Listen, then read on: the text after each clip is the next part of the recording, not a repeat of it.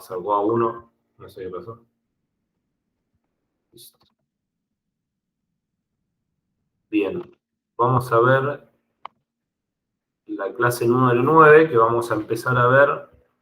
Nos vamos a ir un poquito de los aceros y vamos a ver lo que son todo lo que tenga que ver con aleaciones no ferrosas. O sea, qué nos va a mejorar o qué necesitamos hacer para con aleaciones ferrosas donde no podemos utilizar los aceros por ciertas características o ciertas propiedades que no deseamos, digamos, ¿no? Entonces, comparamos con los aceros que son tratables con tratamientos térmicos, pero no siempre tienen la utilidad que nosotros necesitamos. O sea, ¿qué es lo que pasaría si requiere una alta resistencia a la corrosión y a medios agresivos, alta capacidad de formación, aspecto agradable, brillo, etcétera, estabilidad eléctrica y química, bajo peso específico? Esto es una de las grandes apuestas por los materiales no ferrosos, y una alta resistencia al impacto a bajas temperaturas. Todas propiedades que con los aceros por ahí no estamos tan en lo cierto, digamos, ¿no? Resistencia a la corrosión, ustedes saben que el acero, salvo que sea el inoxidable, la mayoría son afectados gravemente por la corrosión de, de, en un medio acuoso, digamos, ¿no? O los medios agresivos, muchos afectan al carbono o a la superficie en contacto, entonces se estropea mucho el material. Alta capacidad de formación, el acero tiene, pero es muy poca, digamos, ¿no? Comparado con un aluminio, un cobre, un latón, etcétera, que vamos a ir mirando, viendo en esta clase. Y después, bueno, el aspecto agradable, brillo y demás, tiene que ver con el acabado superficial. Ingreso 1.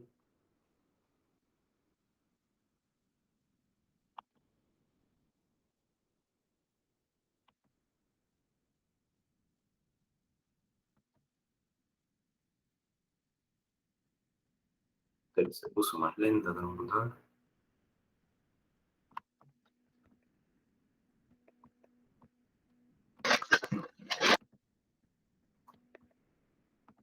Bien. Bajo peso específicos, a lo que nosotros logramos o queremos sacar de, de las piezas, o sea, partes mecánicas. Imagínense que nosotros al evitar peso en alguno, no sé, por ejemplo en un eje, si yo le quito peso, lo que gano es que en los apoyos, donde va a girar y demás, no necesito tanta capacidad, o sea, tanta necesidad de esfuerzo. Al reducir el peso, reduzco los rodamientos y demás, porque se aligeran todas las cosas. Entonces, no lo logro con un acero, por ahí lo logro con otros aleaciones que no sean de acero. Y resistencia al impacto a bajas temperaturas, porque el acero a bajas temperaturas se comporta como rígido y no como algo tan tenaz. Entonces, para todo esto vamos a utilizar los metales no ferrosos, que son el aluminio, el zinc, el níquel, el estaño, el titanio, etcétera, ¿no? Y la combinación entre ellos.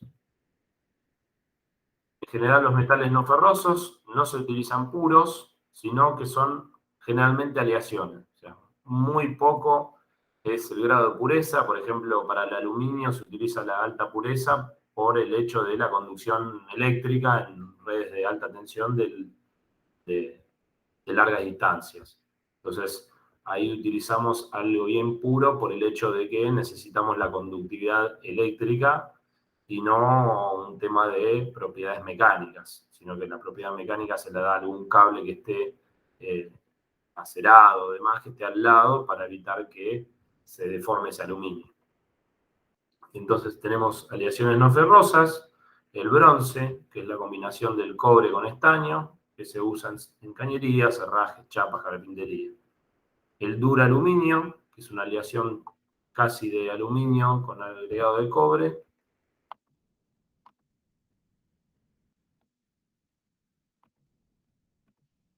Donde se usa para tornillería, perfiles, rejillas, bastidores, en donde no donde la corrosión puede afectar.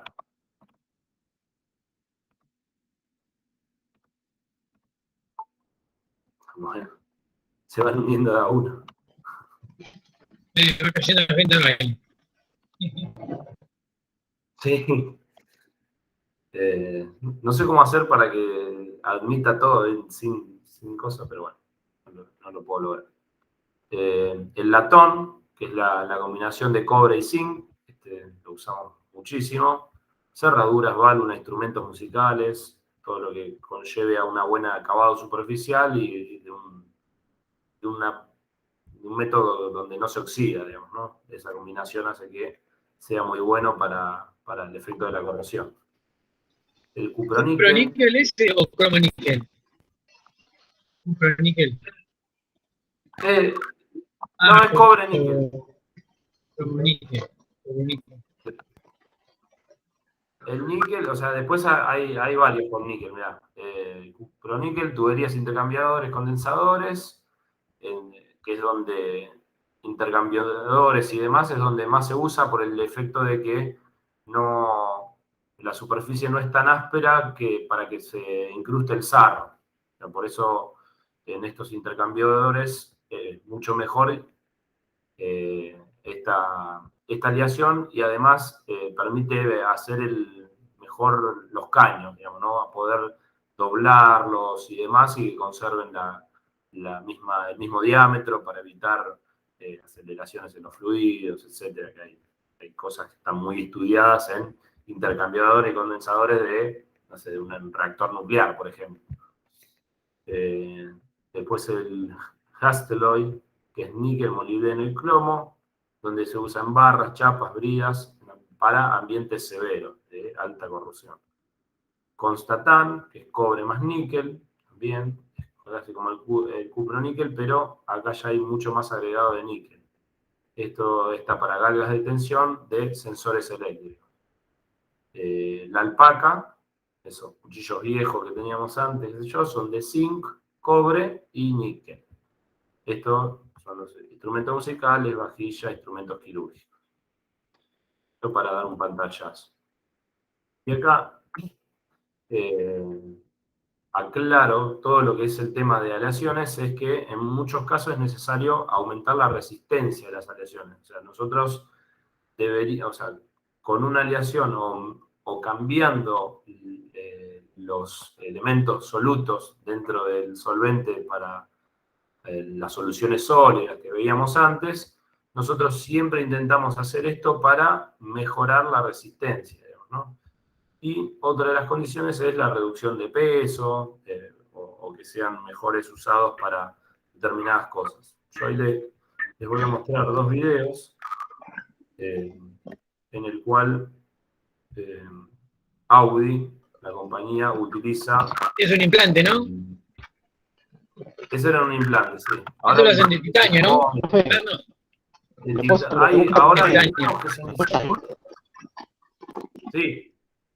Vio que era una de las respuestas de la actividad. Cuando te decía, cuando se hace un tratamiento de severidad, la clase dijo, obviamente, que baja la temperatura bruscamente, pero también es más seguro, cambia la propiedad mecánica. Y en la pregunta de las dos opciones, que baja, que cambia la propiedad mecánica y que la temperatura. Creo que está mal respondido.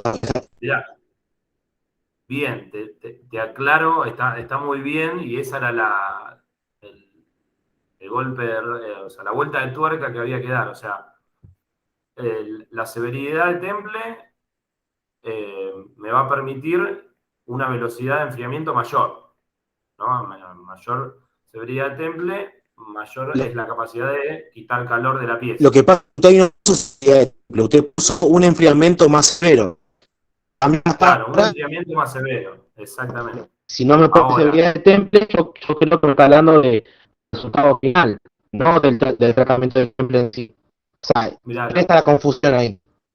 Sí, presta confusión, por eso lo aclaro. O sea, es la capacidad de enfriamiento que tiene ese medio y lo otro es una condición indirecta que mejora las propiedades, digamos, ¿no? Si yo bajo la temperatura más rápido, voy a obtener mejores propiedades en cuanto a... O sea, voy a obtener martensita, entonces voy a tener mejores propiedades mecánicas. Pero es como una condición de haber bajado la temperatura. O sea, lo que me provoca la severidad de temple es reducir la temperatura lo más rápido posible. En caso de no caer, a mí me sirve, pero está colocada ahí porque yo sabía que era la severidad de temple, que bajaba la temperatura, pero en el clase yo vi la parte de clase y hice las dos cosas al mismo tiempo. Te dice, no, sí, baja la temperatura y eso hace que provoca que cambie Exactamente, o sea, la como cambia. condición posterior me mejora las propiedades mecánicas. ¿Por qué? Porque yo obtuve martensita. Y pero entonces la respuesta, como que es una otra al mismo tiempo. Claro, o sea, no está mal si yo les pondría dos opciones, o sea, pueden poner las opciones correctas. Claro, que también como que estuvo mal. Esa. Por eso como que choque, capaz que la mitad más se le estaba elegido, ponerle solamente que se le llevó las dos. Yo decidí entre una de las dos porque, bueno, quizás claro, porque la primera respuesta da la consecuencia de la respuesta final, sería. Claro. ¿No? Claro. O sea, un enfriamiento brusco. El razonamiento que había que hacer. El razonamiento es eso, después del enfriamiento brusco y martinizar la pieza, agarra o sea, me va a cambiar las propiedades mecánicas. Exacto. Es como entonces ahí se puede posterior. agarrar las propiedades pero mecánicas. O sea, como que es correcta en el sentido de que del fin, o sea, el fin es, sí, aumenta las propiedades mecánicas, pero no es la severidad del temple el que me hace eso, sino que lo que me hace la severidad del temple es bajar rápido la temperatura. Esa sería la explicación. O está mal, quiero decir, disculpe, ¿no? O está mal la pregunta, o es mal la respuesta. La severidad del temple, ahí decía un enfriamiento severo. El temple no me logró, porque capaz que sí hubiese no sí el tema de la temperatura, pero como que en la mitad, como que no. A ver, ¿qué resultado tengo de eso?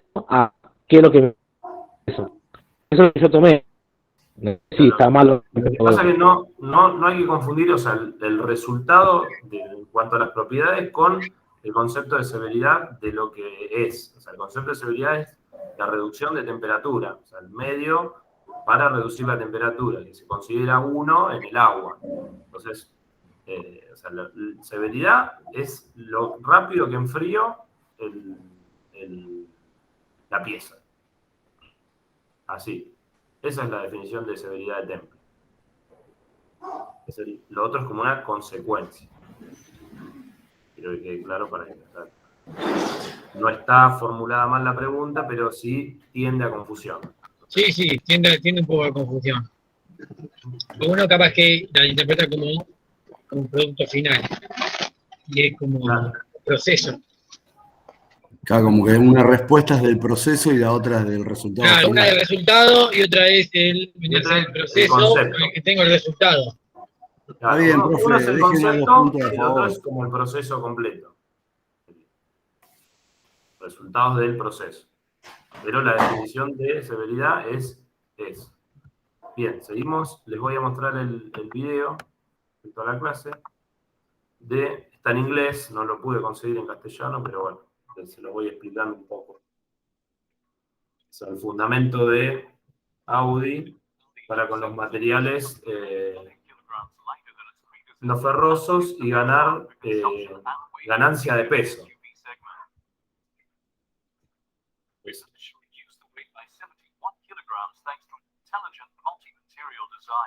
71 kilogramos en todo lo que es la carrocería, 27 kilogramos en el tren delantero.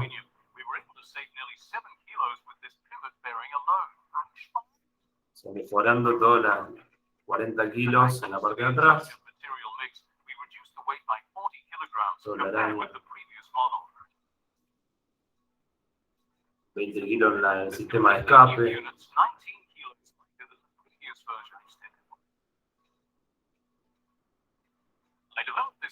4 kilos en una pieza construida en aluminio.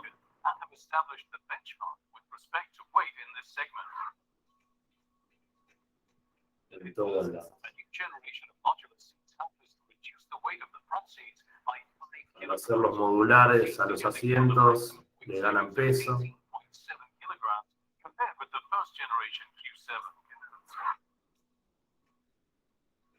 La pieza de pedal.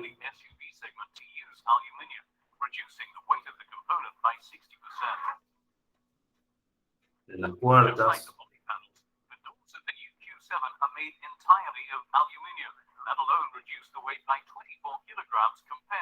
Las hacen en aluminio y no en acero, donde ganan reducción de peso.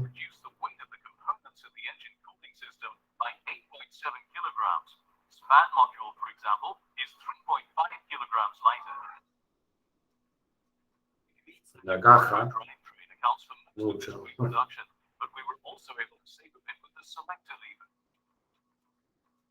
Caja selectora. Y la reducción de un total de 325 kilos, digamos, ¿no? Esto habla de reducir el peso, va a mejorar todo el tema de aerodinámica del auto, todo lo que sea el disminuir el consumo y muchas otras cosas que mejoran con elementos no ferrosos. Ahora, ¿qué es lo que hace que lo permitan, o sea, que se pueda hacer esto en un Audi? Sería la pregunta. ¿Cómo? ¿Qué es lo que hace que se pueda hacer esto en Audi? Sí. Tener plata. Audi tiene plata para poder hacer ese tipo de cosas. O sea, podemos lograr materiales mucho más eficientes Claro, y demás, pero pero es por ahí no hay un auto caro. tanto desarrollo en esto, que lo que hace es que los costos se Sean disparen. elevados, claro. Lo que pasa es que Audi tiene un público que paga todo eso.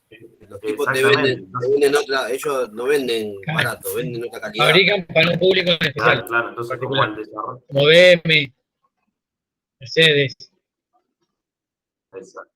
Exacto, pero bueno, siempre nosotros lo que tenemos que pensar es en el costo-beneficio de lograr economías en determinadas piezas, digamos, por ahí a la larga ese peso y demás se trasladaría a un montón de situaciones mejoras, digamos, ¿no? Pero bueno, obviamente que no es algo accesible, mucho menos en Argentina, tener un auto de esta gama, digamos, ¿no? Pero bueno. Quería que se lleven el concepto de la disminución de peso en los materiales y hacia dónde apunta las innovaciones de mercado. El profe tiene un Audi, ¿no? Acá, ojalá. Es más, lo tengo tirado al auto porque se me rompió. Se mezcló el aceite con agua. Uno en escala. Uno chiquitito en escala ahí en la partida. Por lo menos. En la repisa hay un auto. Bueno, esto después... cómo utilizan el acero convencional en algunas partes y van armando con diferentes materiales. Esto de aluminio, los perfiles para la carrocería.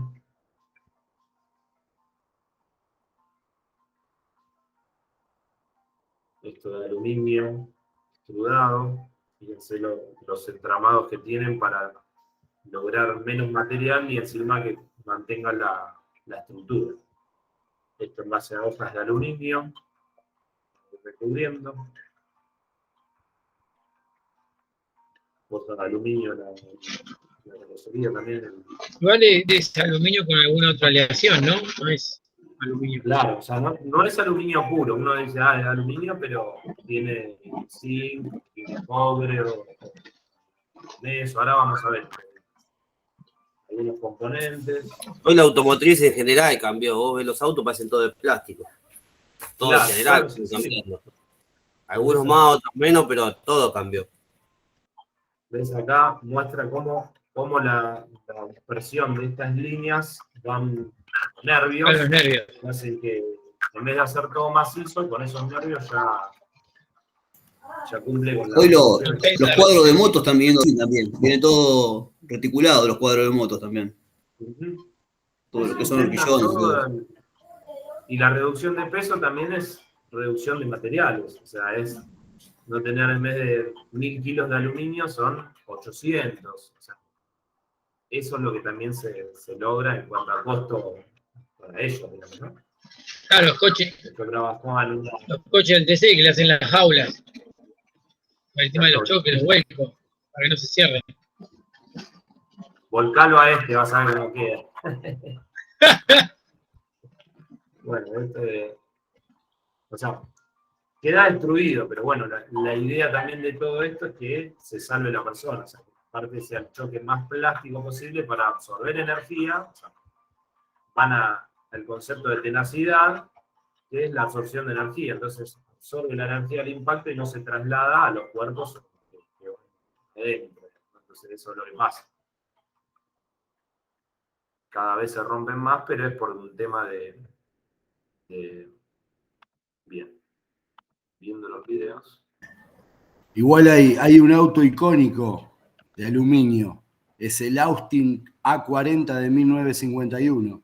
Es un auto que salió todo de aluminio. Ah, Y mira. después No los sabía. europeos hicieron presión para que se dejara de construir, porque los volteaba. Porque con una motorización estándar como tenían todos, ese auto levantaba más velocidad, menos Claro. combustible, más durabilidad. No era tallerista porque no se pudría, así que después lo No, por eso, terminaron esas condiciones, y desplazando. bueno, sí, el auto eléctrico, ahora hay mucho, pero por ahí hay un tema comercial, donde ahí se caen o sea, todas las petroleras, que es un mundo económico fuerte. Hay muchos inventos que por ahí se han desarrollado, se han logrado hacer, pero los que manejan la torta no permiten, aplastan o generan mal marketing para ciertas cosas, digamos, ¿no? Entonces siempre va a pasar eso en la industria. O sea, como que sí, todos tendemos a mejorar ciertas cosas, pero hay peces gordos que son los que manejan la torta, digamos. Así que, bueno, viendo esto, vamos a ver un poco más en detalle las aleaciones de aluminio. Las aleaciones de aluminio son clasificadas en series según un código de 4 dígitos, donde el primer dígito es una designación del 1 al 8, donde el aluminio es la aleación y el elemento de aleación que va a incorporarse al aluminio es lo que indica acá. O sea, si no tiene ninguno, va a ser aluminio preferentemente al 99% mínimo. O sea, puede ser 99,6, 99,9, etc. 2 va a ser el cobre, el duraluminio. El 3 va a tener un fuerte componente de manganeso. El 4 de silicio, el 5 de magnesio. El 6 magnesio silicio. El 7 zinc y el 8 otros aliantes. Los 3 números posteriores a la serie informan nivel de pureza y forma. Estos 3 son variados, depende la aleación y el grado de aleación y la cantidad, porque a veces se diferencia en un número porque es donde tiene un poco más, pero bueno, eso es como un mundo más específico, digamos, ¿no? Cuando ves aleaciones particulares, tiene una especie de guía, pero no es tan... es nada más para nombrarlo, digamos. Y bueno, acá quiero aclarar que todas las aleaciones de aluminio no presentan de que sean tratables térmicamente. O sea, no todas las series son tratables térmicamente. ¿Por qué? Porque nosotros podemos hacer tratamientos térmicos, así como hacíamos con el acero, con algunas de las aleaciones de aluminio, no con todas. Por ejemplo, un aluminio puro no lo podemos tratar térmicamente. ¿Por qué? Porque no va a cambiar propiedades. Porque prácticamente al ser puro no encuentro fases nuevas, no encuentro austenita, cementita, o sea, beta, alfa, nada. Entonces, no voy a tratarlo térmicamente porque no va a mejorar ninguna propiedad. O sea, le subo la temperatura, lo bajo, como lo baje, rápido, lento, lo que sea, va a ser siempre aluminio puro. Entonces, no voy a cambiar propiedades. Ahora sí, en un cobre de aluminio, sí en un magnesio silicio, sí en un aluminio zinc y algunos otros de otras aleaciones.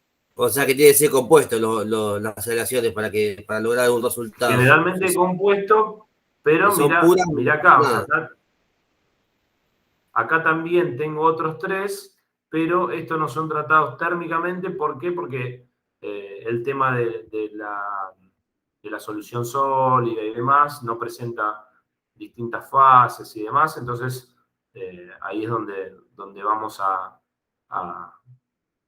no tener necesidad de esto. Sí, por ahí un tratamiento mecánico, pero no tratamiento térmico. Bien.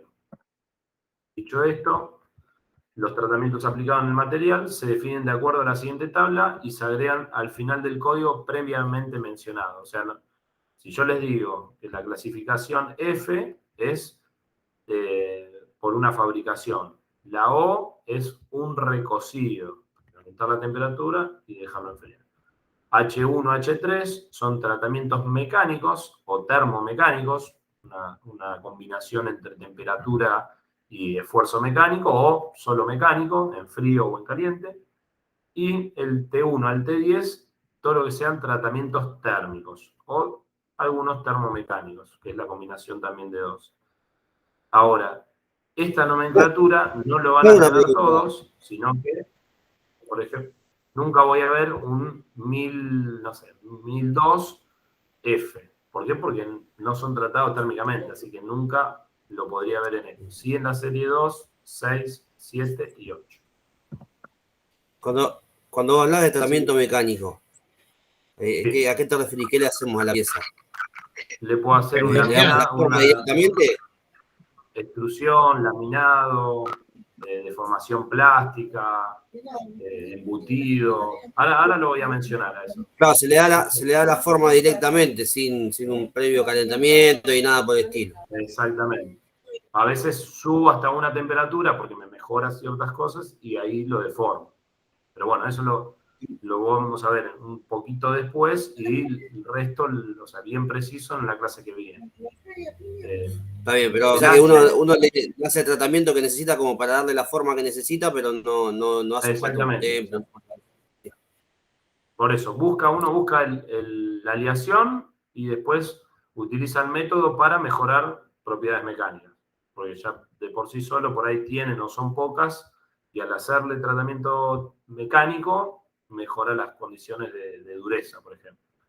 Entonces, acá en la H indica el tratamiento mecánico, donde H1 es endurecido por deformación solamente. Recuerdan, lo vamos a ver.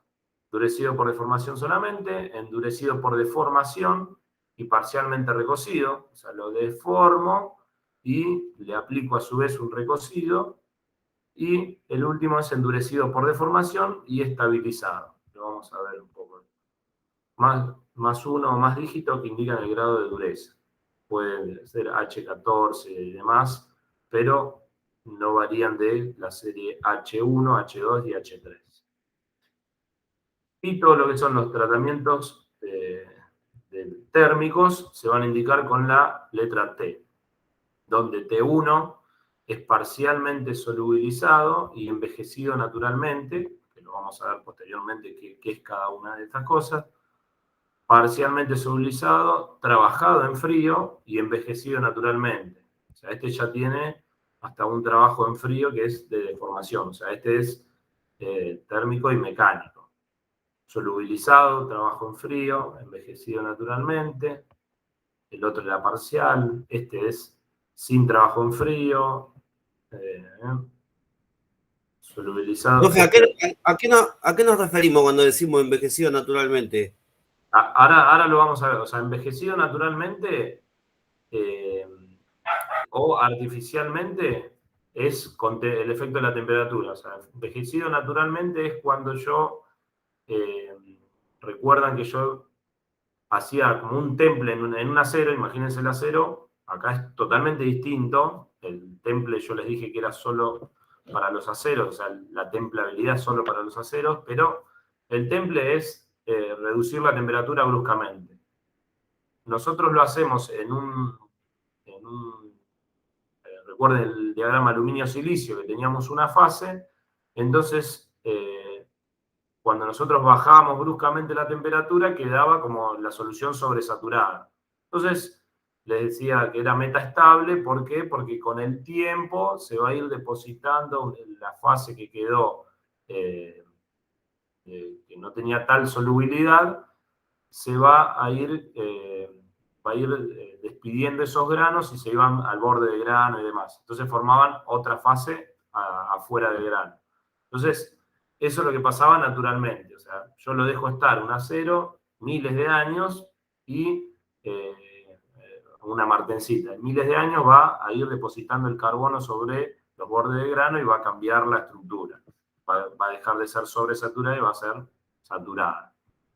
Ahora, artificialmente lo logro con una temperatura aún mayor, o sea, estar cerca de la temperatura del eutéctico o una de esas líneas, y ahí es donde yo voy a cambiar que se solubilice esa nueva fase.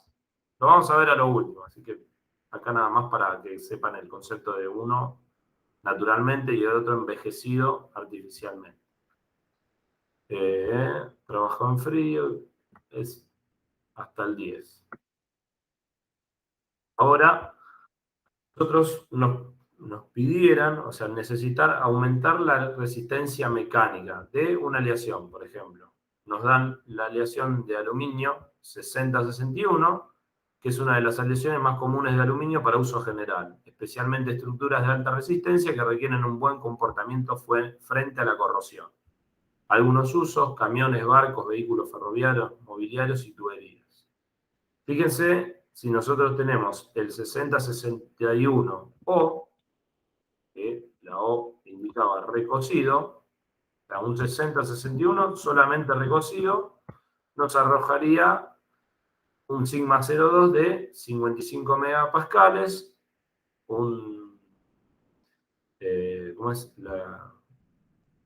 sería el sigma de tracción, 125 megapascales y un porcentaje de elongación o alargamiento de un 25-30%. Ahora, ¿qué pasa si le hacemos un solubilizado y envejecido natural? El solubilizado y envejecido natural era llamado T4. Entonces es nuestro aluminio 6061 T4, donde fíjense cómo aumentó el sigma de tracción de 125 a 207 y duplicó el sigma 02. Y por lo tanto, al aumentar las propiedades mecánicas, siempre lo que me reduce es la deformación plástica, o sea, la capacidad de alargamiento. Ahora bien, hacemos al mismo aluminio, a la misma aleación, no le hacemos un solubilizado y envejecido natural, sino que le hacemos un solubilizado y envejecido artificial, o sea, a una temperatura determinada. Entonces, ¿cómo van a cambiar? La nomenclatura va a ser ahora con T6, porque es la del envejecido artificial, y fíjense que vuelve a aumentar considerablemente el sigma de tracción y el sigma 02, duplicándolo. Haciéndole un tratamiento, duplico las propiedades mecánicas y pierdo capacidad de deformación plástica. O sea, se vuelve mucho más duro, más resistente, pero no lo puedo deformar plásticamente en menor medida a lo anterior. Entonces, ciertos tratamientos siempre lo que quiero lograr es mejorar las propiedades mecánicas. Ahora, ¿qué pasa? Esto como dato de color, que al hacer un envejecido artificial, por ende yo lo uso en algunas temperaturas lo hago a determinada temperatura. Si mi pieza va a estar trabajando a altas temperaturas, posiblemente esté en en ese rango de trabajo, entonces yo no puedo usar esta pieza porque me va a cambiar las propiedades. O sea, al tener temperatura de trabajo, va a cambiar las propiedades que yo no quiero hacer. Entonces, a veces depende de la temperatura a la cual va a estar trabajando, voy a definir también algún material. O sea, lo voy a compensar perdiendo propiedades mecánicas y demás, pero no se me estropea la pieza en el uso. Pero bueno, eso como para que se lleven el concepto. Algunas aleaciones de cobre, tratables térmicamente, son el bronce, o sea, pasamos de aluminio, ahora al cobre. Bronces al berilio, bronces al aluminio, cobre, níquel, Profe, la cobre, UTS, ¿qué era? y La cobre. UTS. ¿Cuál? La UTS. La sigma de tracción. Sigma de tracción. ¿A qué referimos con la sigma de tracción? Sigma de tracción era en el gráfico, lo tengo acá. En este. Recuerdan que sigma de tracción era sí. la tensión máxima a la cual soportaba la pieza, digamos, sí, ¿no? sí. El material. Ahora igual lo repasamos. Bueno, estas son a modo de nombramiento. Después existen otras aleaciones no ferrosas tratables térmicamente, que son el titanio, alfa, beta y beta, el níquel, que el níquel puede estar con cobre, Hastelloys, Inconel o Permaloy. Son nombres de aleaciones que se pueden conocer en la industria. Y bueno, algo importante, o sea, creo que lo más importante para las aleaciones es el mecanismo de endurecimiento que nosotros le podemos dar para mejorar las propiedades mecánicas. O sea, siempre nuestro objetivo de los materiales es mejorar las propiedades mecánicas. Entonces, ¿cómo hacemos para mejorar eso? Bueno, lo hacemos mediante diferentes mecanismos de endurecimiento. ¿Cuáles son estos? Es el endurecimiento por trabajo en frío. ¿Recuerdan cuando les decía de cortar, que uno lo confunde con fatiga? La fatiga del material, que cortábamos un alambre haciéndole 3, 4, 5 veces hasta que se cortaba. Bueno, lo que hacemos ahí, siempre cuando uno lo dobla y después lo quiere doblar para el otro lado, siempre ofrece mayor resistencia, o sea, se pone duro, toma temperatura y demás, ¿no? Entonces, eso es lo que pasa cuando hago el endurecimiento en frío. Yo lo deformo plásticamente, se traban los planos de máxima densidad plana, se empiezan los mecanismos de dislocaciones en límites de grano, y todo eso traba tanto la estructura que mejoran las propiedades mecánicas porque se traban esos planos y perdía deformación plástica. Entonces, al volver a deformarlo plásticamente, vuelve a trabar más hasta que se cumple con la máxima capacidad de deformación plástica y la pieza se rompe. Entonces, cuando nosotros nos va costando más y se va endureciendo, es por este mecanismo, digamos, ¿no? Después está el endurecimiento por adición de elementos endurecedores, que era la solución sólida, que veíamos siempre, de agregarle algún elemento aliante que funcionaba de soluto en alguna solución, entonces mejoraba propiedades mecánicas como lo hacía en el acero, digamos, ¿no? El carbono. Esos son los elementos endurecedores. Y después, lo que íbamos a ver, que algo mencioné, es el solubilizado envejecido, que es un endurecimiento por precipitación. La precipitación de otra fase en límites de grano hace que aumente las propiedades mecánicas. Entonces, para ir con el primero, con el endurecimiento por trabajo en frío, teníamos nosotros el gráfico de deformación en función de la tensión. Entonces yo a la pieza la empiezo a deformar, esta zona era el periodo elástico, o sea, el límite elástico, y luego lo supero y me encuentro en la zona del límite plástico, o sea, cargo la pieza hasta la y la suelto. Este caso, o sea, es punteada porque el ensayo de tracción total hubiese sido esta curva. Ahora, yo le hago el esfuerzo nada más hasta acá y le quito la tensión, o sea, lo descargo. O sea, lo estiro, hasta donde estaba el límite elástico. Lo sigo estirando y ya sé que se va a deformar porque me cambió la pendiente de la recta esta que siempre se formaba. Entonces, suelto la carga, entonces va a volver a un estado de una longitud un poquito más largo. Entonces, a esa pieza, ¿qué es lo que hago con el alambre? O sea, imagínense que yo doblé para un lado el alambre. Ahora, a esa misma pieza, yo la voy a volver a estirar. Entonces, le voy a volver a aplicar esfuerzo. Entonces, lo que me va a cambiar es que en el otro caso iba a ser esta curva, ahora siguió estando más tiempo en el límite elástico, o sea, más tiempo no, o sea, empezó a soportar más carga dentro del límite elástico y se empieza a deformar nuevamente. Entonces, ¿qué es lo que indica esto? Que ofrece mayor resistencia, o sea, aumentó las propiedades mecánicas de elasticidad.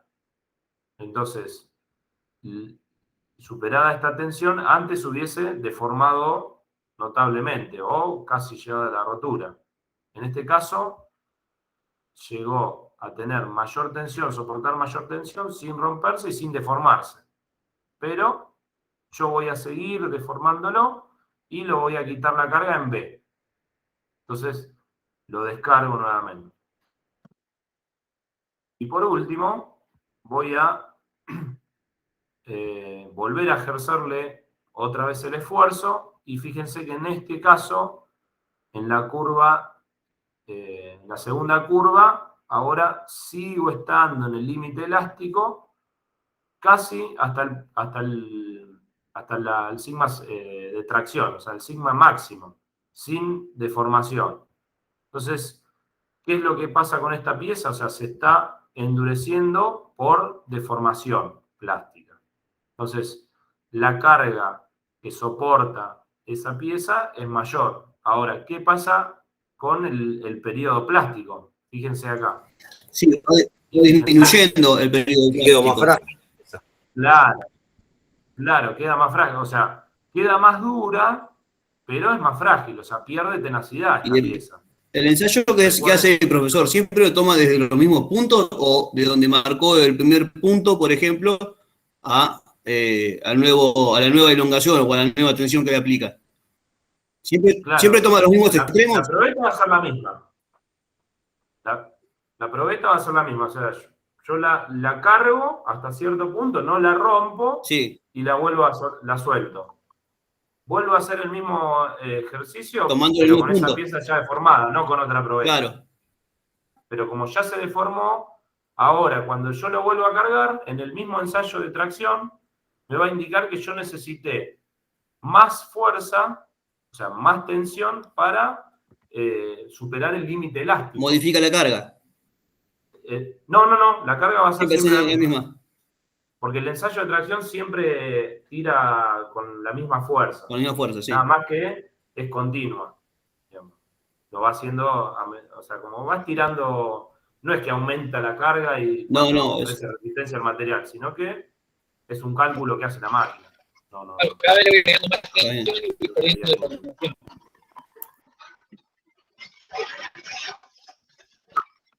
Entonces, vuelvo a cargar y ya es lo que yo hice con el alambre. Lo di para un lado, se deformaba bien,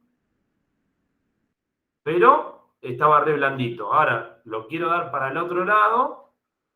Bueno, uno sigue pensando que está blando igual, pero ya se endureció un poco. Entonces, se endureció, entonces yo le tuve que hacer más fuerza para deformarlo, pero se deforma poco. Ahora le doy de vuelta para el otro lado y adoptó mucha dureza en ese punto, en el alambre es una zona muy, muy chica donde pasa eso, pero la fuerza que necesitaría ya es mucho mayor. Y claro, o sea que por ahí pierde todo, llega un punto que... se parte. Como se no puede formarse más, se parte. No se te escucha. Llega un punto que no puede formar más y se parte de ese punto. De la tensión que tenga que aplicar. Claro, porque Un punto de rotura. fíjense que se achicó el periodo plástico, entonces ya superado eso, ya se rompió. Entonces llegó a el límite de rotura, pero con sucesivas deformaciones. No así con la primera deformación, o sea, hasta acá llegó el periodo plástico y se fue estirando, se fue estirando, se fue estirando hasta que se parte. Pero eso todo de una. Ahora esto es ir aplicándole trabajo en frío, o sea, deformaciones parciales que hacen que aumente la resistencia. ¿Qué es lo que pasa cuando yo les indico, por ejemplo, en el caso este, no es el mismo método, pero sí, fíjense que yo mejoro las propiedades mecánicas, pero miren cómo va bajando el periodo elástico. O sea, sí, esto es con tratamientos térmicos, pero imagínenselo que son los datos de la primera probeta que les mostré, la segunda curva y la tercera curva. Entonces, aumenta el periodo elástico, aumenta la carga máxima, pero perdemos la deformación plástica, que es lo que vemos acá. ¿Se ve eso? Como que esto era el 30%, acá puedo deformar el 20%, o 15%, no me acuerdo, y acá solamente puedo deformar 8%. Pero antes acá llegaba el límite elástico a 100, después a 200 y después a 300. No sé, como con datos, uno por ahí lo visualiza mejor. Entonces, lo deformo plásticamente, entonces adquiere dureza. Entonces, es lo que dice acá, o sea, cada carga parcial produce una deformación plástica, donde las dislocaciones se tienden a anclar, que es lo que aumenta la resistencia del material. Esto es fundamental de los primeros conceptos que vimos, todas las dislocaciones que se daban en límites de grano, se tienden a anclar una con otra, entonces lo que pasa es que se traban esos planos, entonces voy a obtener mayor resistencia del material. O sea, voy a aumentar la dureza, voy a aumentar la resistencia mecánica y por ende voy a bajar lo que sea la capacidad de deformación plástica. Cuando yo le aplico endurecimiento por trabajo en frío, pierdo capacidad plástica, pero aumenta la resistencia y la dureza del material. Y fíjense acá lo que hablamos hace un rato de los procesos donde yo aplico deformación plástica, digamos, ¿no? Yo trabajaba en la fábrica de lata de aluminio, donde el proceso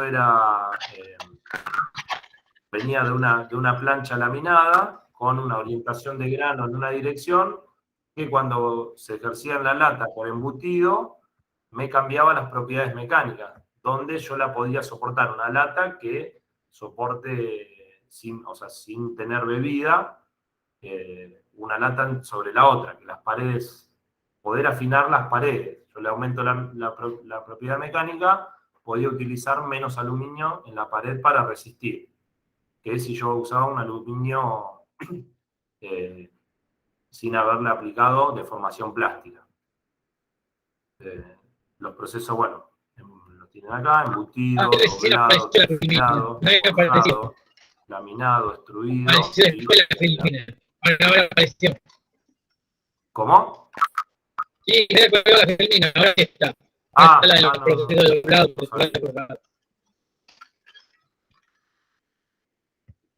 Bien. Esto es los procesos, nada más que, bueno, acá era igual. Y bueno, esto es lo que es trabajo en frío. Acá comparamos un endurecimiento por deformación de un acero y el latón. Fíjense que a medida, esto es la tensión en función del porcentaje de trabajo en frío. Si yo aumento el porcentaje de trabajo en frío, fíjense cómo aumentan las propiedades mecánicas. O sea, a un 10%, yo le aplico 10% de deformación, en vez de tener 130, 140 megapascales, voy a estar en el orden de los 190.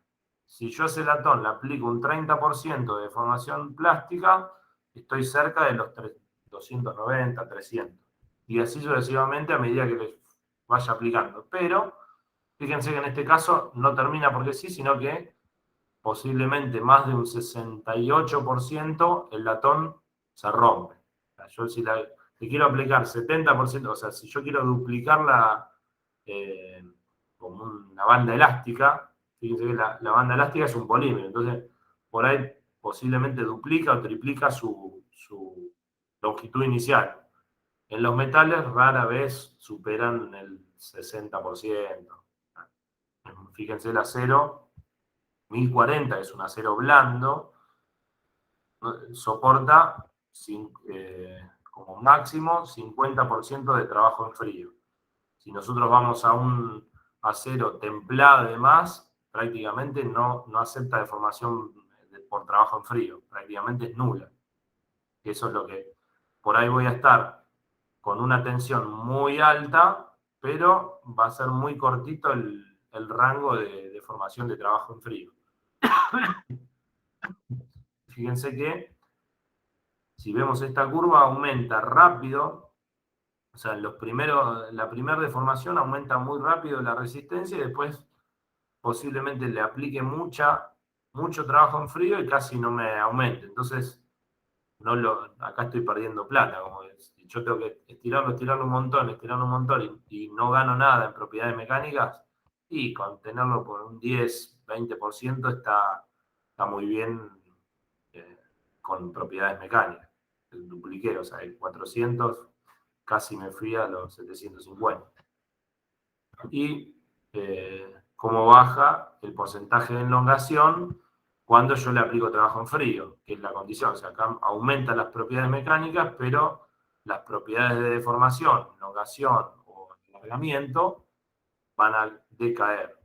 O sea, 10% a un 20% de trabajo en frío, la elongación cambió 100%. Entonces, eso es la comparación de las propiedades. Unas mejoran y las otras... ¿Cómo es? Eso era lo... no van de la mano. Situación de sacrificio, es la sábana. Cuanto más lo endureces, cuanto más lo endureces, le sacas más plasticidad, más elasticidad, más todo. Exactamente, le sacás plasticidad nada más, o sea, elasticidad no, porque aumenta el límite elástico, pero pierdo tenacidad, por ejemplo, que era la capacidad de que se deforme y absorba energía. Todo lo que, o sea, se vuelve más rígido y menos flexible. Sí, son piezas que tienden a partirse. Exactamente, eso es lo que sucede. Bien, ya lo hemos visto antes, pero bueno, es uno de los mecanismos de endurecimiento, es por adición de elementos endurecedores. ¿Qué elementos endurecedores conocemos? Las aleaciones, que por ejemplo, en el ejemplo práctico tenemos el latón y el acero. El latón, el cobre, el zinc, era una aleación sustitucional, o sea, donde el cobre es el metal y el zinc intercambia elementos por sustitución y generaba la aleación cobre con zinc, que es el latón. Y nosotros tenemos, o sea, para que se entienda mejor, vimos esto es no ferroso, pero bueno, el acero es una aleación de carbono, digamos, que es intersticial. Entonces, se le introduce el átomo de carbono a la red cristalina, entonces aumenta las propiedades mecánicas. Las impurezas distorsionan la matriz de material base, esto ya lo habíamos visto. Las dislocaciones encuentran una menor capacidad de deslizamiento en la vecindad de las distorsiones, lo que se refleja en el aumento de la resistencia del material. También influyen las dislocaciones que se generan en estas zonas donde algunos átomos apretan a los otros o otros átomos, al ser más chicos, estos átomos se empiezan a agrupar más cerca del otro. Pequeñas impurezas provocan esfuerzos de tracción y las grandes impurezas provocan esfuerzos de compresión. Fíjense, en general el aumento de resistencia generado está relacionado con la disminución de la capacidad de deformación del material. Fíjense, el cobre, que tiene esta deformación y esta resistencia mecánica, y el latón cambia, o sea, al agregarle zinc, fíjense cómo tengo mejores propiedades mecánicas, pero lo que pierdo es que este material del cobre es muy plástico, digamos, ¿no? O sea, yo lo puedo deformar muchísimo y es muy maleable. Ahora, lo que pasa es que si tiene que aguantar, no sé, yo está bien, lo doblo, lo voy a diseñar para que sostenga una pieza, qué sé yo, lo doblé, todo perfecto, blandito. Ahora le apoyo peso y se cae, se deforma. Entonces, no quiero hacer eso. Entonces, le agrego zinc y yo refuerzo esa aleación y mejora las propiedades mecánicas hasta duplicando hasta más del doble la propiedad mecánica con el latón, con un agregado de 0,3 de zinc. Lo mismo para agregarle níquel en una aleación de cobre. Fíjense cómo el contenido de níquel, le agrego 10%, 20%, 30% y demás, cómo aumenta la tensión de rotura, megapascales, la tensión de fluencia también, y como siempre, la elongación, si yo le agrego un material más duro, se pierde la capacidad de formación plástica. Va a disminuir a medida que yo le agrego níquel la capacidad de formación plástica. Pero aumenta la resistencia mecánica. Sigma 0,2 y el sigma de tracción. Bien.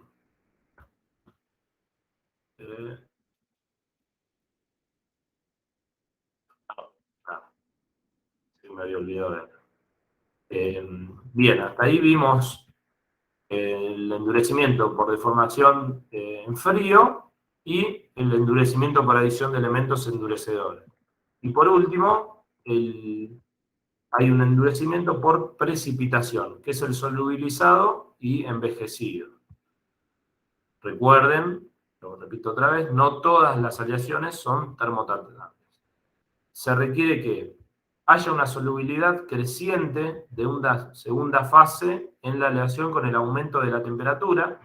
Esto es lo que veíamos de las fases alfa, beta y demás. Los precipitados pueden asumir estructuras de transición metaestables. Diagrama de hierro, carburo de hierro, veíamos que era metaestable porque no era estable a temperatura ambiente. Estructuras de transición metaestables que sean coherentes con la red anfitrión. Ahora vamos a ver qué es esto. Y el estado del material a alta temperatura puede ser congelado al enfriarse la aleación a temperatura ambiente. Esto es el mismo efecto del temple. El material a alta temperatura, congelado es enfriarlo bruscamente a temperatura ambiente. Bien, vamos a ver el primer ítem, que es que haya solubilidad creciente de una segunda fase en la aleación con el aumento de la temperatura. Recuerdan la línea de Solbus, o sea, siguiendo la línea de Solbus, a mayor temperatura, mayor solubilidad del cobre en el aluminio. Entonces, esta era la primera condición que se tiene que lograr, o sea, tener una línea de Solbus donde me va a cambiar, a medida que aumente la temperatura, la solubilidad de esa fase en la pieza. Bien. Otra condición, precipitados a asumir estructura de transición metaestable que sean coherentes con la red anfitrión. Esto es importante porque una matriz coherente admite la continuidad de los planos cristalinos. Una matriz no coherente, donde hay un precipitado sin relación con la estructura cristalina de la matriz, precipita una fase, o sea, al estar sobresaturado es como... Imagínense siempre una solución fácil es el agua con sal. yo aumento la temperatura, me solubiliza mucha más sal, o sea, se disuelve mucho más sal. Ahora, yo le bajo la temperatura, entonces, ¿qué es lo que va a pasar? Esa sal que antes estaba bebida en solución, va a ir depositándose en la base del recipiente. Entonces van a empezar a aparecer cristales de sal que antes estaban disueltos y ahora cambió la solubilidad porque cambió la temperatura, entonces se van a ir generando esos cristales. Bueno, si esos cristales no son coherentes con la matriz original, o sea, fíjense que los planos no coinciden, nada, no tiene relación con la estructura cristalina, entonces no sirve. Ahora, ¿qué es lo que tengo que lograr? Que la matriz sea coherente, o sea, que el precipitado deforme los planos cristalinos de la matriz. Entonces, ese precipitado deforma los planos cristalinos de la matriz, por ende, al deformarlos, recuerden que se empiezan a trabar los planos y mejora las propiedades mecánicas. O sea, siempre que sea la matriz coherente. Bien. Y acá es como una de las partes más importantes, es el estado del material a alta temperatura, puede ser congelado, el efecto de Temple que decía. Entonces, ¿cómo sería el proceso? Nosotros tenemos en el diagrama de aluminio-silicio una fase en equilibrio que era alfa más beta en bordes de grano. Entonces, nosotros aumentamos la temperatura hasta que quede una solución sólida de alfa. O sea, este porcentaje de cobre en el aluminio, solamente tengo la solución sólida alfa a esta temperatura. Entonces, enfrío a velocidad mayor a la crítica de Temple, obteniendo alfa sobresaturada. Llegué a este punto y lo enfrío bruscamente. Entonces, obtengo la solución sólida alfa sobresaturada. Todavía, como lo enfrié tan rápido, no di a tiempo a que se precipiten la fase beta. Por eso dice solución sólida alfa sobresaturada. Todavía no tengo beta. O sea, antes veíamos que nosotros enfriábamos infinitamente lento, entonces es lo que se iban a ir depositando las fases. Acá, enfrío rápido, algo tiene que ver como la martensita, nada más que cambiaba la morfología. Acá tengo alfa, pero sobresaturada, a temperatura ambiente. Entonces, si cumplimos, o sea, el proceso anterior, si lo cumplimos, la aleación es tratable por solubilizado y envejecido. O sea, todo lo que indiqué acá es que si cumple con estas condiciones, es tratada por solubilizado envejecido. Entonces, acá vamos a hacer un proceso de qué es lo que pasa. O sea, les vuelvo a repetir, fase en equilibrio, aumento la temperatura, fase de solución sólida alfa. Entonces, esto en el gráfico de temperatura y porcentaje de cobre en aluminio. Ahora, cambiamos las reglas. ¿Por qué no tengo, profe, por qué no tengo beta ahí si pasa por eso, por ahora en el gráfico siguiente lo explico. Mirá, seguime con la comparación entre estos dos gráficos. O sea, esto sucede, o sea, yo lo que hice acá es levantar la temperatura. Y me cambió de fase en equilibrio, que era alfa más beta, a solución sólida de alfa solo. ¿Cómo hice eso? En un proceso con tiempo. Esto recuerdan que es estable. O sea, no hay variable de tiempo. Entonces, pero cuando arranca es alfa más beta, digamos. Exacto, acá es alfa más beta. Por eso, abajo es alfa más beta. Alfa Hasta más que beta, perfecto. Sí. a los 548, ahí ya no es alfa más beta. No, por eso acá, fíjate, en 500 y pico, en esta parte hay una disolución, entonces tengo solo alfa. Solución sólida alfa. Entonces, si hago el proceso, aumento la temperatura, cuando llego a los 500 grados más o menos, y lo dejo estar un rato a esa temperatura, se convirtió toda la que era alfa más beta en solución sólida de alfa. ¿Por O qué? sea que es al revés que lo otro. En vez de Claro. convertirlo en alfa más beta, lo convierto en una sola fase. Exactamente, o sea, voy como para atrás, digamos, de lo que veíamos siempre. Yo ahora, Sí. esto es como austenizar la pieza, ¿eh? Recuerden, es como levanto la temperatura hasta que llegue a la temperatura de austenización. Por acá, muy similar a lo que veníamos viendo. Entonces, aumento la temperatura, mantengo, entonces voy a obtener esta solución sólida. Ahora, ¿qué es lo que hago en esta parte, digamos, ¿no? Acá lo templo. Entonces le bajo bruscamente la temperatura. En vez de hacer un enfriamiento infinitamente lento, entonces a esta temperatura me empieza a solubilizar la fase beta. En este caso, todo es alfa. Quedó como estaba acá arriba. Lo que pasa es que esto no va a ser una estructura estable a temperatura ambiente. Entonces, con el paso del tiempo, va a ir sobresaturando esa fase beta, entonces se va a ir de dentro de alfa a los límites de grano, que van a aparecer en forma de precipitados. Esto va a ser una dispersión fina de Profe. precipitados beta. Entonces, empiezan O a sea que precipitar. yo tengo Sí, alfa. Agarro y lo enfrío de golpe. sí, Cuando lo enfrío me queda toda la pieza con alfa. sí, ¿No? Pero beta queda dando vueltas. exactamente. O sea que con el tiempo beta va a querer volver a tomar su lugar. Eso es lo que pasa. Exactamente, o sea, se va a tender a estabilizarse. Es como, esto es lo mismo que el agua con sal. Yo le bajo rápido la temperatura y va a empezar a precipitar los granitos de sal abajo del recipiente. No es que porque yo lo pegué, no es que porque yo lo templé y lo dejé en alfa, beta desaparece. Beta queda ahí No, dando no, está vueltas en y solución va a querer, todavía. claro, va a querer volver Exactamente,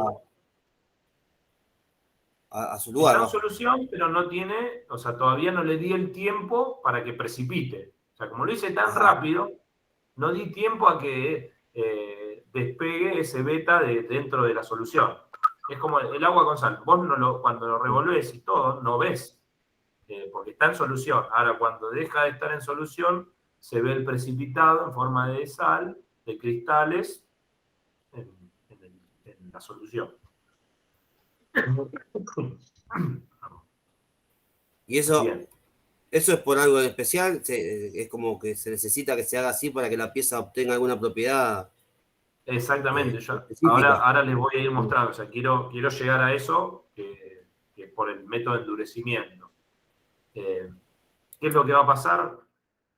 Esta de abajo, o sea, si yo le hice el temple y después lo tengo a temperatura ambiente, el envejecimiento va a ser natural. O sea, esa pieza se va a envejecer, entonces va a ir precipitando, pero con el tiempo, digamos, ¿no?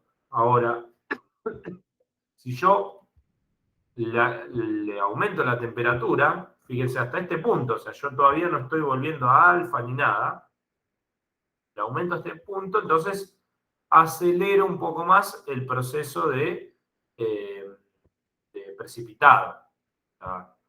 Al aumentarle la temperatura, hay más movimientos, o sea, hay más energía en la solución, por ende se van a empezar a mover un poco más los átomos y entonces va a ir precipitando la fase beta mucho más rápido que si la dejaba a temperatura ambiente. Aceleras el envejecimiento. Exactamente. El envejecimiento. El envejecimiento que es el Hacerlo de manera precipitado. artificial. Exactamente. Entonces, todo eso explicado porque qué es lo que va a llegar con el tema de resistencia. O sea, cómo influye el tiempo del envejecimiento en la resistencia de la aleación. Que el tiempo de envejecimiento, en este caso, está dado en horas y cómo va a cambiar la resistencia. Fíjense que acá tengo alfa sobresaturado, o sea, estoy en este punto. O sea, tengo solución sólida alfa, está retenida luego de hacerle el temple. Entonces, está sobresaturada y sigue siendo alfa. Ahora, a medida que va pasando el tiempo, va a ir precipitando. Entonces al principio va a ser precipitado pequeño y poco desarrollado. Entonces esas partículas de beta, que recuerden, no sé, en el aluminio cobre, el beta va a tener mucho más porcentaje de cobre zinc, va a tener más porcentaje de zinc, entonces esa estructura, que hace que aumente la propiedad mecánica. Pero al ser chiquititos y pocos, va a ir creciendo a una medida. Luego, el tamaño de distribución del precipitado va a ser óptimo, o sea, va a estar distribución lo más homogénea posible y un tamaño determinado. ¿Qué pasa? Si yo aumento mucho más el tamaño, exacto, acá las propiedades van a ser las óptimas. Y después se vuelve a perder. A medida que sigue envejeciendo, Después se vuelve a ir perdiendo con el tiempo las propiedades mecánicas. Exactamente, con el tiempo va a perder las propiedades mecánicas. ¿Por qué? Porque sigue aumentando esa fase beta, sigue creciendo mucho y lo que hace es que me fragiliza la pieza. Entonces pierde propiedades mecánicas también. ¿Por qué? Porque ya no se traban bien los planos y demás, entonces esa estructura no me sirve, digamos, ¿no? Entonces, esto es el envejecimiento para que sea óptimo, digamos, ¿no? Que tenga un tamaño y distribución aceptable. O sea que son piezas que tienen una determinada horas de vida útil. Exacto, ahora nosotros podemos hacer esto para congelar ciertas propiedades en determinados momentos. Pero bueno, esto es lo que va a pasar con la vida útil de las piezas, digamos, ¿no? Que yo puedo ganar, o sea, esto se produciría de forma natural, ahora yo aumentando la temperatura, como les decía antes, generándole un envejecimiento artificial, yo acelero todo este proceso, entonces después como que en el uso arranca en esta zona. Y por ahí estos son años, digamos, acá está en horas y demás, no está temporizado, pero es como una idea básica. Ahora vamos a ver el siguiente, pero ¿qué es lo que va a pasar entonces? Yo lo que tengo que evitar es que haya un subenvejecimiento, o sea, que yo no le di el tiempo necesario para que se envejezca, o puedo perder también por un sobreenvejecimiento. Las propiedades mecánicas las puedo perder por un subenvejecimiento o sobreenvejecimiento. Y lo vemos acá, fíjense que en este sí tenemos un gráfico donde está el efecto de la temperatura, el envejecimiento en la tensión de fluencia. La tensión de fluencia era sigma 0,2. Fíjense si yo lo envejezco a 107 grados. A 107 grados, toda esta zona de acá, y acá me empieza a obtener buenas propiedades mecánicas. O sea, recién a los 10.000 horas.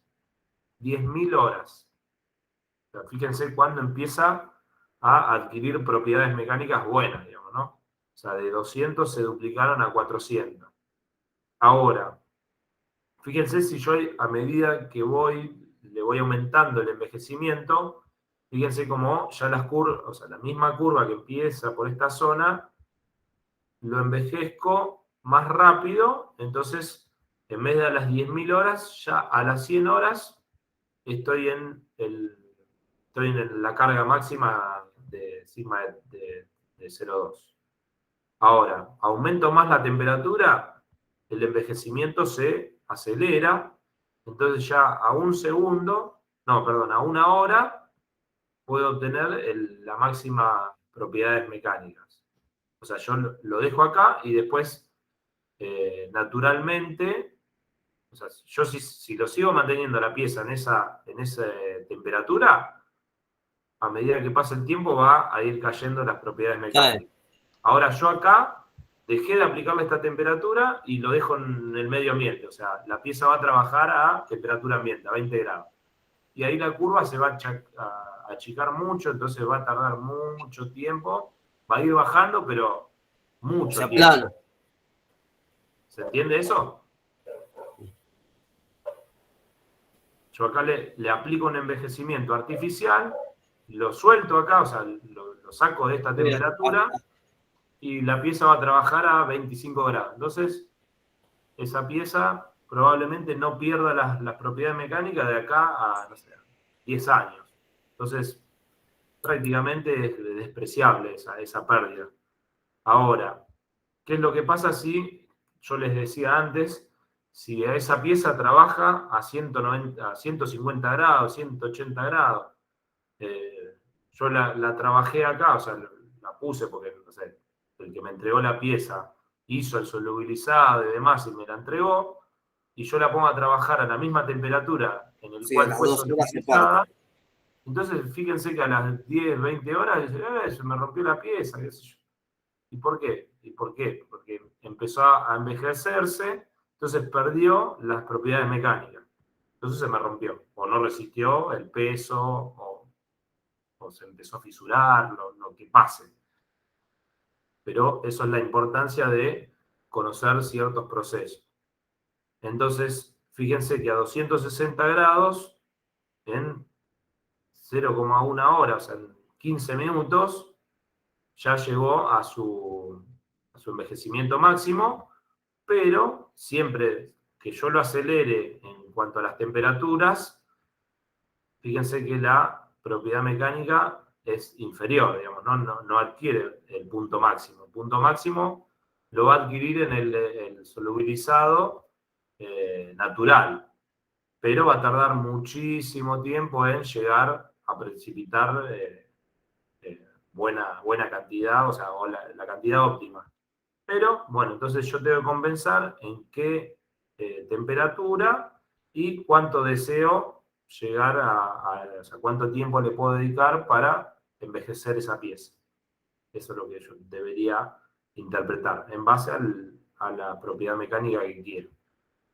Si necesito 300 y pico, y bueno, le aplico una temperatura, entonces menos de 10 minutos, qué sé yo, lo traté térmicamente y ya tengo una solicitación muy buena. Ahora, yo necesitaba 400 y bueno, a 260 grados no voy a llegar nunca. Entonces lo voy a hacer a 190. Voy a tardar más, voy a tardar una hora, pero ya llegué a estas propiedades mecánicas. O sea, esto es lo que logro el endurecimiento por envejecido, que es la precipitación de la nueva fase, o sea, de la otra fase que antes estaba sobresaturada. ¿Está claro esto? ¿O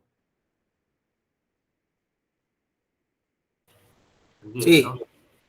Más o menos. Y bueno, esto es lo que pasa con las propiedades mecánicas, que siempre todo lo que vemos en materiales va a estar asociado a las propiedades mecánicas.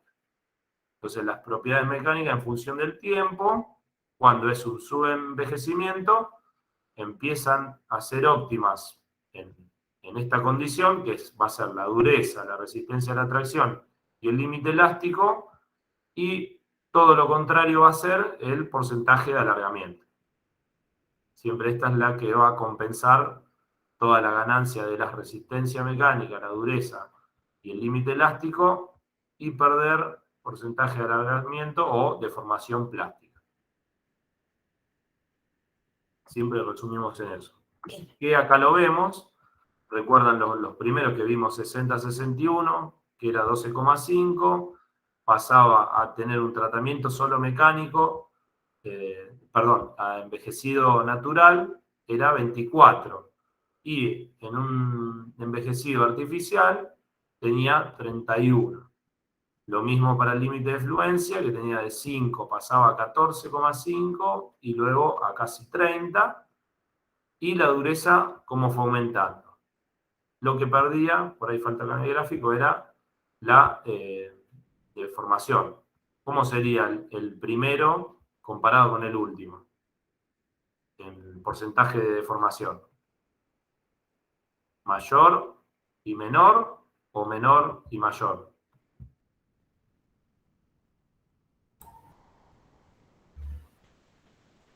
El primero es mayor. Exactamente, mayor porcentaje de elongación a menor porcentaje de elongación. Bien. Bien, lo vuelvo a repetir. Recordar que no todos los metales son tratables térmicamente. Por esto de la segunda fase, de solubilizado y demás. Y bueno, estas son las aleaciones no ferrosas y las que forman endurecimiento son estas. El bronce, el duraluminio, el latón, el cuproníquel, el esteloy, el constatán y la alpana. Que forma segunda fase, se solubiliza y envejece, es una solución. El mecanismo de solución sólida, esta sí tratada térmicamente, esta no, esta solución sólida, y esta forma de segunda fase es tratamiento térmico. Así que eso como resumen de lo que habíamos visto. Bien. El dato de color, el uso de los materiales más livianos y resistentes es una parte importante de una carrera que ya ha comenzado. Todos se adaptan para mejorar. ¿Alguna duda que haya quedado? Creo que los caños de cobre, que son cobre con qué? ¿Con zinc o con aluminio? Los caños de cobre que son para aire, comprimido. No te entendí la pregunta. Los caños de cobre que se usan para refrigeración, que son cobre con aluminio o cobre con zinc. Sí, generalmente son cobre con aluminio. Cobre zinc lo que le da es eso, que mejoran la propiedad mecánica, entonces no se rompen fácilmente. Porque si fuera solo cobre, se dobla de nada. No se recuerdan los caños de plomo antes, que podían tomar cualquier forma, pero bueno, eran nocivos para la salud del plomo. Claro. Pero bueno, se Como comprobó. una manipula En el cobre tiene que resistir la presión. Fíjate que ahora los nuevos, o sea, cuando le tuvieron que cambiar el gas, porque ahora me olvidé los nombres de los gas. Los de el R22, ecológico que le dicen y el otro. Claro, al ser ecológico, este necesita, o sea, no tiene aceite y es ecológico, necesita mayor presión. Entonces, al necesitar mayor presión, los caños a veces hasta lo hicieron de mayor diámetro y tuvieron que mejorar la resistencia del caño de cobre porque, para que no explote, no se rompa. ¿Alguna duda más? Hoy sí fue cortita la clase. Sí, tranqui. Y hay dudas después aparecen, como siempre. Sí, como en la actividad anterior. Por eso yo les pongo la actividad. Sí, en la actividad después salta la duda. Pero bueno, así que, vemos la clase de vuelta. claro, es que si ustedes después hacen la actividad con la clase, te van a ver que tal pregunta, yo lo repetí, en una de las preguntas la repetí como 4 o 5 veces, así que ya con una sola vez que pongan un momentito ya lo van a sacar, si es que no lo anotaron. Yo cuando le digo repito, no sé qué. No sé, vamos a ver, profe. Pero, repasando la clase. No ¿cómo? sé, vamos a ver, profe. Sí, ¿verdad? No, si cada vez se están haciendo mejor No haga trampa con las preguntas. No haga trampa con las preguntas que nos complicamos. Claro. No, pero es para que piensen un poquito, digamos. Porque, claro, nos vamos seguro, después nos encontramos una nebulosa en el medio. No, la pregunta 5 de la última actividad estaba complicada. Era para... Había una trampita ahí. Para quemar el 8. Bueno, hasta acá la clase. Les quería consultar cómo vienen con la otra materia. Sé que esta es mucho más difícil, o sea, es un... Y la otra materia es más de lo cotidiano, de lo que nosotros podemos llegar a hacer. Entonces se hace ya es algo que ya veníamos utilizando y estamos aprendiendo un par de conceptos nuevos, pero es básicamente lo que ya veníamos haciendo y es más fácil. Bien. Pero bueno, esta está complicada.